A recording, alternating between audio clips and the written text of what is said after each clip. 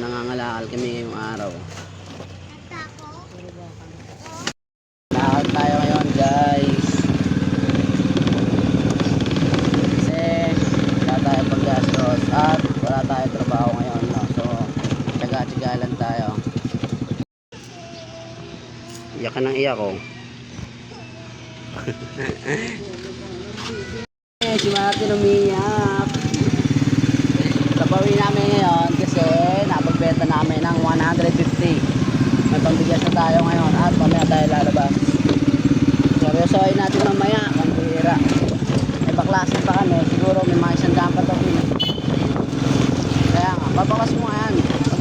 Pag ano kay Grace, saka natin ibenta namin guys.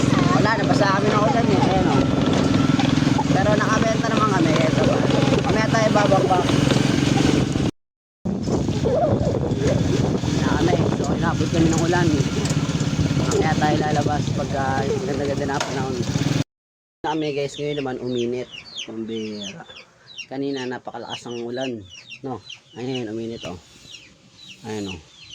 Ngayon naman umaraw, nagbenta kami, binenta namin yung mga natira, yung mga unang nakalakal namin, at ang nabenta na namin ay yan, kung nakikita nyo 150 lang, no?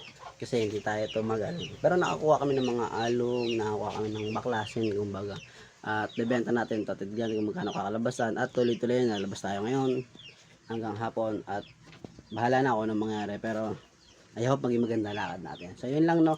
Pa-subscribe naman ng channel ko guys, maraming salamat. Good day.